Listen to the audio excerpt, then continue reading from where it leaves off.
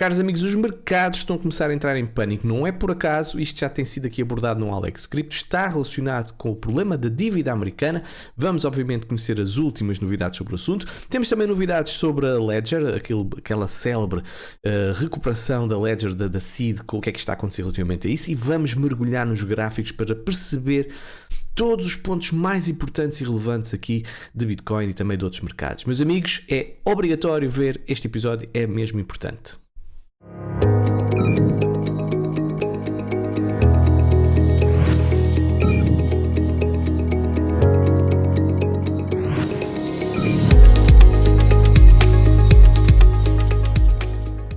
Não é desculpa, mas é verdade.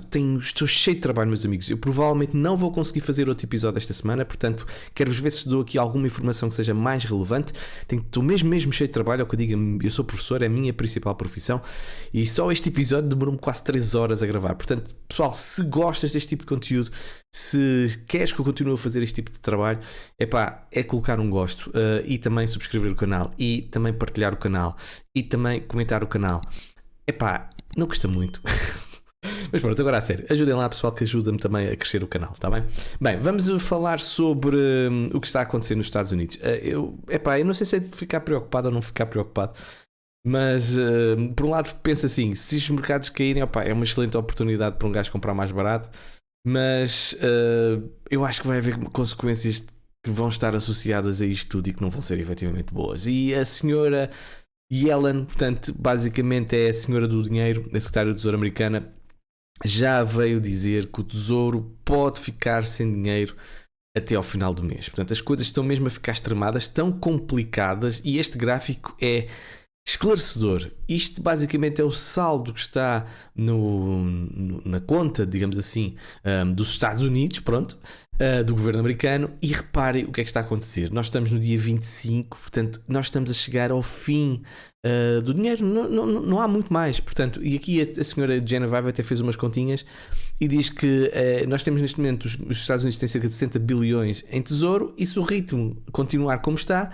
sexta-feira o saldo já vai estar negativo em 18 bilhões de dólares. Portanto, lembram-se daquilo que eu disse no episódio anterior, por cada semana que não sejam pagos aquilo que os Estados Unidos, as obrigações dos Estados Unidos, é cerca de 1 milhão de desempregados americanos que vão ficar, obviamente, numa situação muito complicada. Portanto, isto é muito, muito sério, meus amigos, e tem consequências transversais e consequências mundiais, ok? Vamos torcer para que nada de mal aconteça, mas estou efetivamente a começar a ficar preocupado. Até porque o jogo está claramente extremado. Reparem, este aqui é o speaker americano, portanto, mas ele é ligado aos republicanos, e vamos ver o que é que ele diz aqui. From day one, we're not going to raise taxes. We've got more revenue coming in to government in a 50-year average than any other time in the history. Only 2 other times do we have this higher percentage.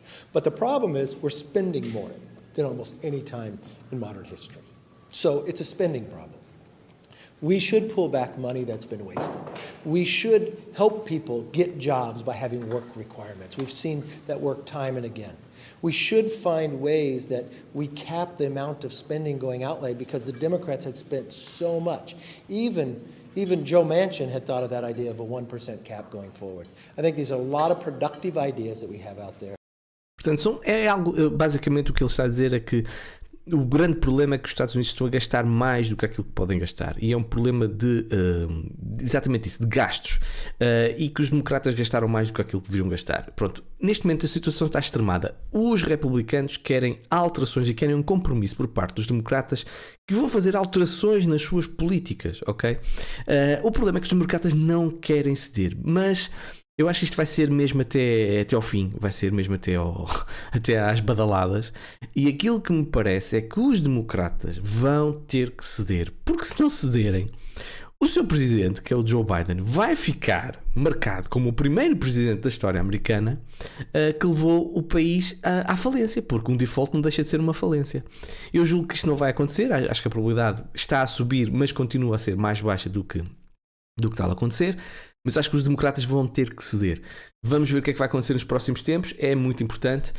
E vamos ver os mercados, acima de tudo os mercados, como é que vão reagir. Se não houver acordo, meus amigos, preparem-se, porque isto vai abanar com muita força. Não tenho muitas dúvidas relativamente a isso, ok? Também dizer que as coisas nos Estados Unidos não estão muito bem. Reparem, ao nível de uma compra de uma casa, as pessoas para comprar uma casa nos Estados Unidos gastam mais 45% do que um aluguer mensal, obviamente ao nível de proporção. E isto antes de investir 20% para comprar a casa. Portanto, está completamente irracional aquilo que está a acontecer no setor imobiliário americano, e obviamente que esta bolha vai ter que rebentar mais cedo ou mais tarde. É mais uma pressão que está a surgir nos Estados Unidos, porque as pessoas, então, se começar a haver desemprego, tendo em conta esta dívida americana, como eu já falei, reparem bem as consequências que podem aí surgir. Portanto, estamos numa câmara de algo que pode ser muito, muito grave para os Estados Unidos, e é a maior economia do mundo, com repercussões a nível mundial. Uma notícia que eu acho, atenção, isto não é um canal político de todo, muito menos americano, ok, a nível política, mas eu quero aqui falar que o DeSantis vai disputar com o Sr. Trump a vaga republicana para as eleições em 2024. Eu trago isto porquê? Porque, infelizmente, tem havido uma fratura muito grande nos Estados Unidos, em que democratas estão contra as cripto e republicanos basicamente têm um discurso muito pró-cripto. E o Sr. DeSantis já veio dizer que é contra as CBDCs, e já veio mostrar mais que uma vez, e nos seus vários discursos, que é favorável às criptomoedas. Portanto, e digo isto porquê? Porque o DeSantis provavelmente terá uma imagem melhor no setor republicano, e se for eleito, até porque o Sr. Trump está obviamente com muitos problemas judiciais, poderá ser uma cartada que pode levar este senhor à presidência, ok? Eu não acredito, não é nada questão ideológica, é apenas uma mera opinião, tendo em conta tudo aquilo que está a acontecer e a bagagem que o Sr. Trump tem. Se o Sr. Trump for candidato a nível para concorrer nas próximas eleições contra o Sr. Joe Biden, provavelmente acredito que o Joe Biden vai ganhar. Se for o DeSantis, eu acho que vai ser mais difícil o Joe Biden ganhar. E obviamente, se ganhar, neste caso o DeSantis, vai ser mais favorável ao setor das criptomoedas. Portanto, é uma visão meramente interesseira, como vocês já perceberam.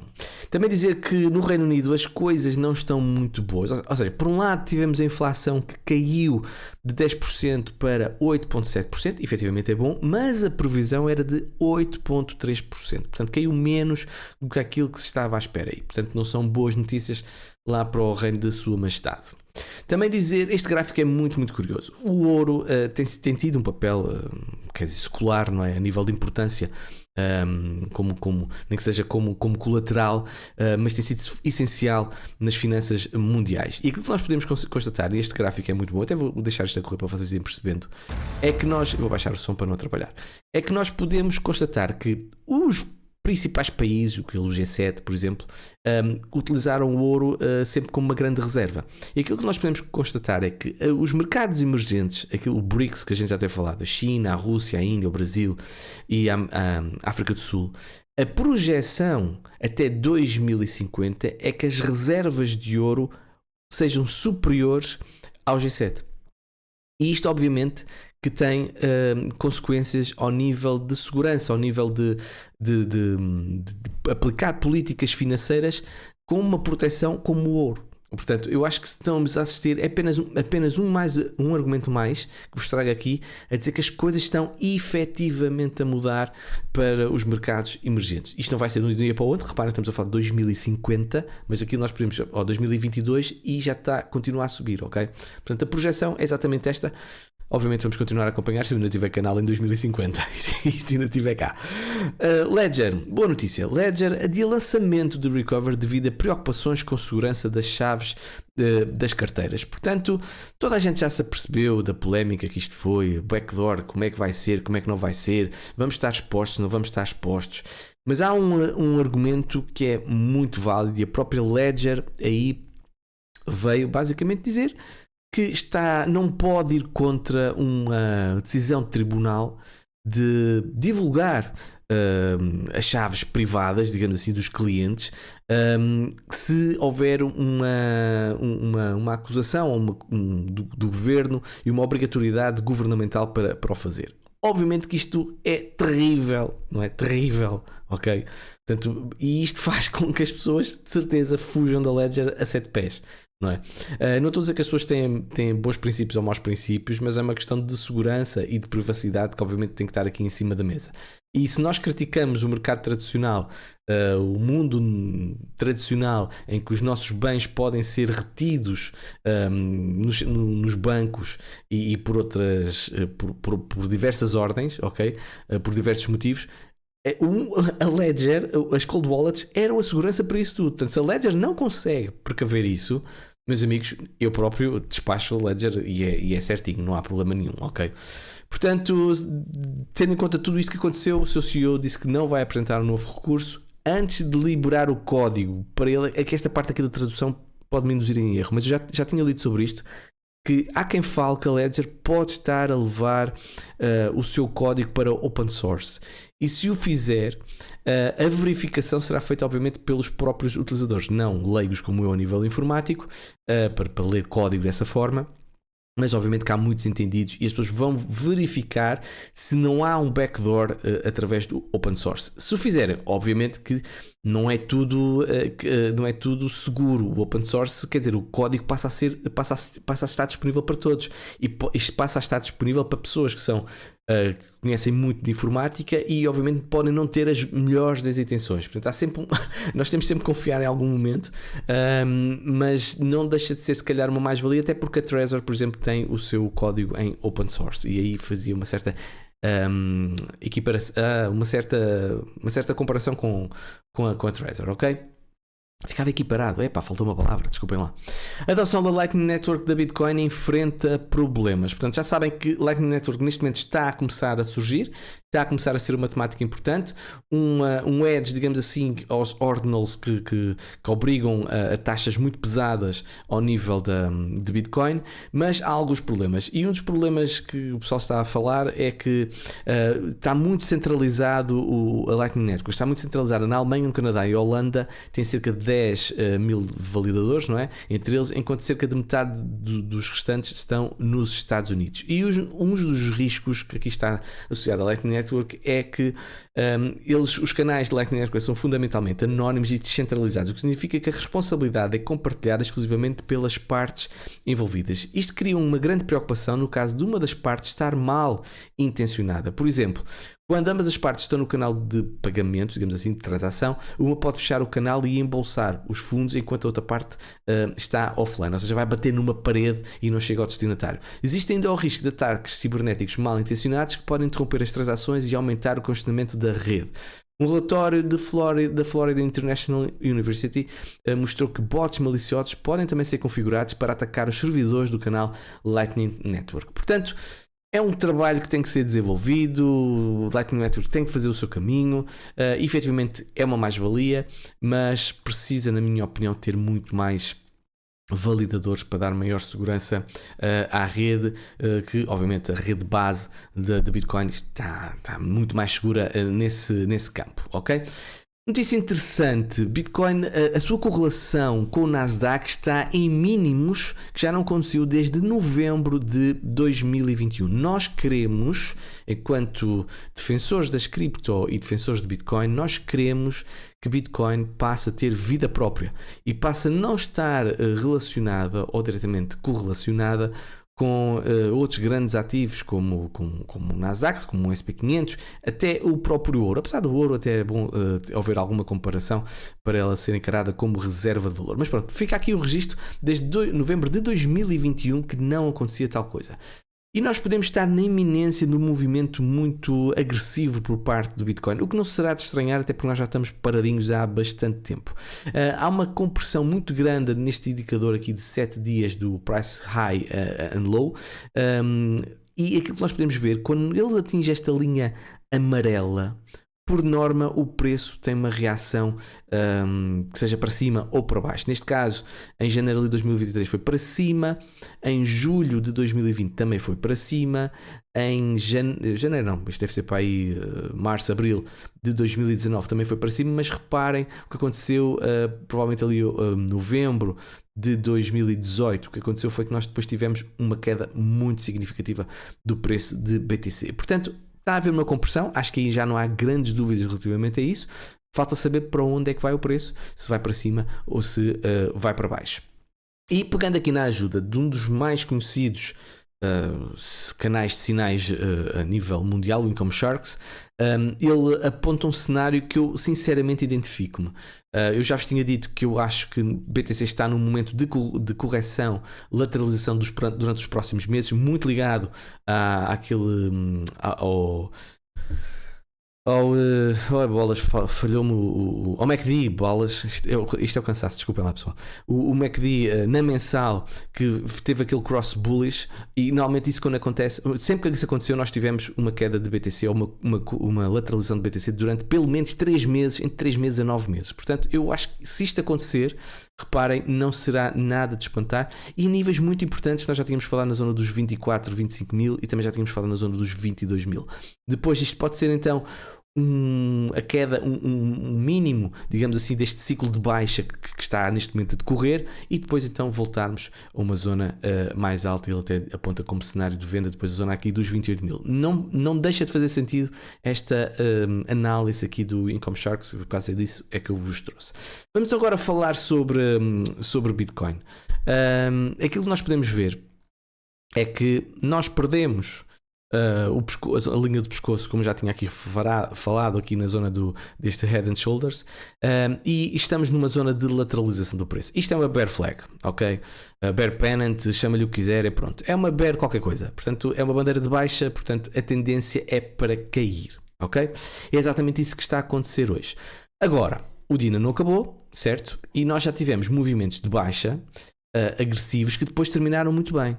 Foi no dia 12 de maio e foi no dia 18 de maio. Isto agora é a minha visão com óculos de touro, certo? Portanto, se o preço subir e os touros chegarem-se à frente agora nas próximas horas e nós acabarmos, por exemplo, com um preço na zona aqui dos 26.700, eu já vou ver 3 raios de pressão de compra significativos. Obviamente que há aqui mais alguns, mas estes seriam os mais significativos.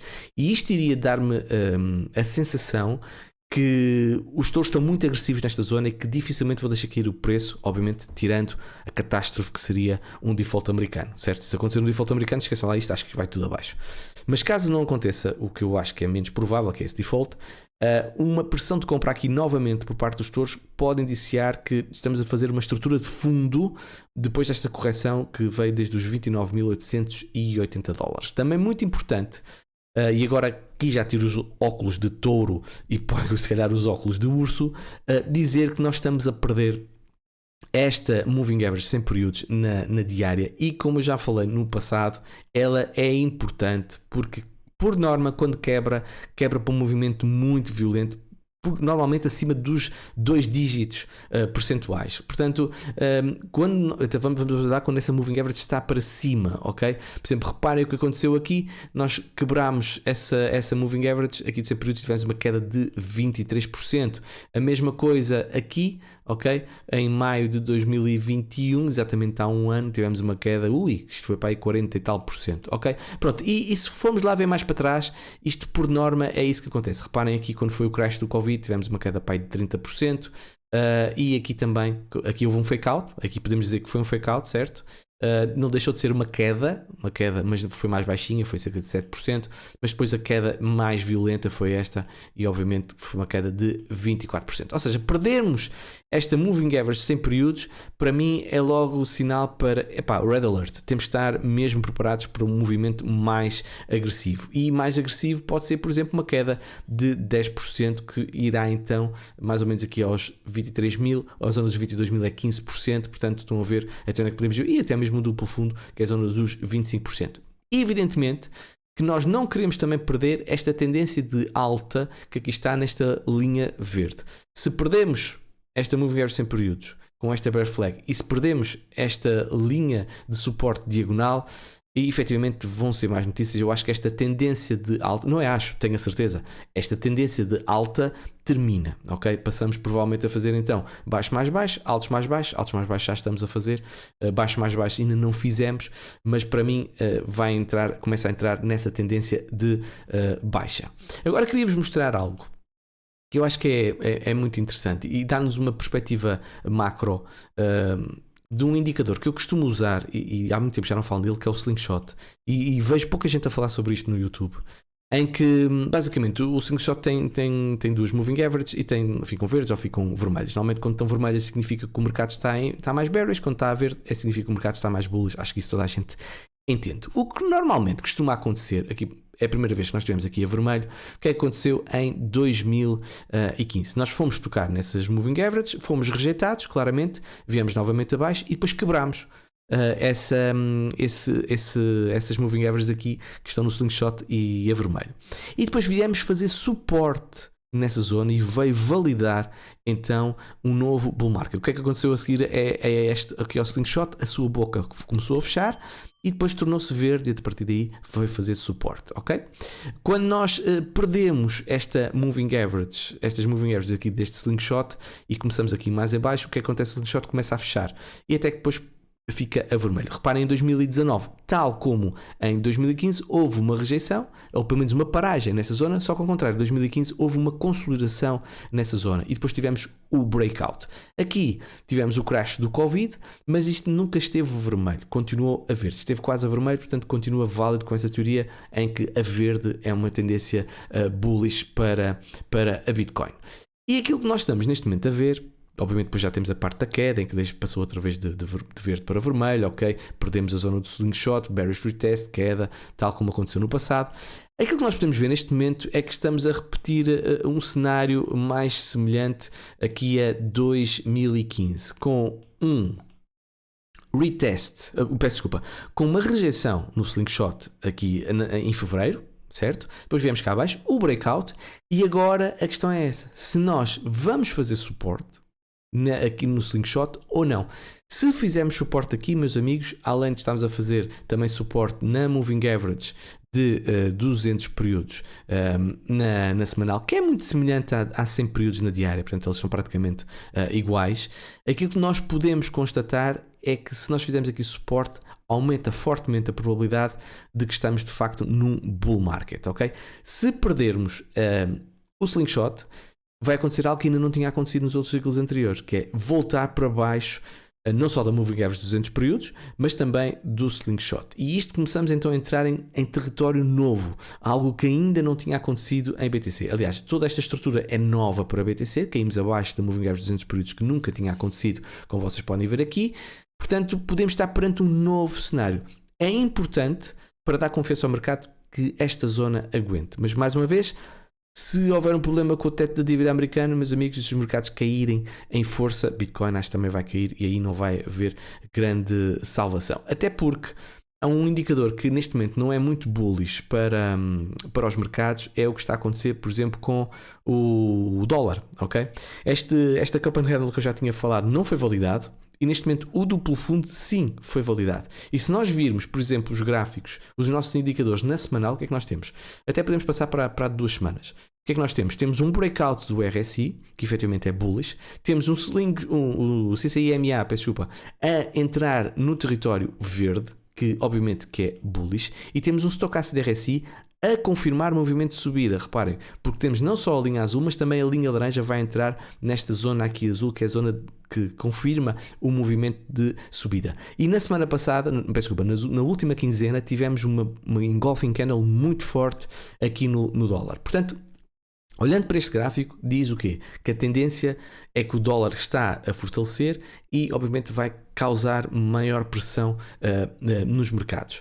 E nós também podemos ver exatamente isso. Reparem o que é que está a acontecer com o SP500. A rejeição aqui numa zona que eu já tinha falado anteriormente, que é esta linha aqui, a verde. O Nasdaq também está a ser rejeitado numa zona que era uma resistência importante e está neste momento a ser rejeitado, portanto, e até o próprio ouro não se está a safar e já perdeu aquela zona que eu vos tinha dito que era uma zona importante para manter que esta zona aqui, desta linha, deste suporte aqui a amarelo. E neste momento já fizemos um bearish retest e podemos começar a atacar então esta linha diagonal de suporte que, se for perdida, tal como a Bitcoin, começa a inverter a sua tendência, pelo menos no curto prazo. Portanto, não são boas notícias, pelo menos numa perspectiva das próximas semanas, mas vamos manter-nos atentos, está bem? Porém, não quero deixar de terminar com uma mensagem positiva para com Bitcoin. Basta olhar para aqui e a quantidade de vezes que foi dito que Bitcoin estava morta, certo? Em que o afastamento do preço dos seus máximos históricos era muito significativo, e nós, reparem, já tivemos também uma descida muito significativa, superior a 70%, e sempre foi dito que Bitcoin estava morto. Bitcoin não está morta, Bitcoin é um dos melhores ativos a nível mundial e desde o início, desde a sua existência, tem sido o ativo que mais se tem valorizado de todos os mercados. Portanto, meus amigos, é apenas uma questão de paciência, ter uma estratégia, aproveitar preços baratos e aguardar, ok? Meus amigos, desejo um excelente resto de dia. Vamos ver se nos vimos ainda esta semana. Se não, um excelente fim de semana para todos. Tudo corra bem, ok? Beijinhos e abraços. Tchau, tchau.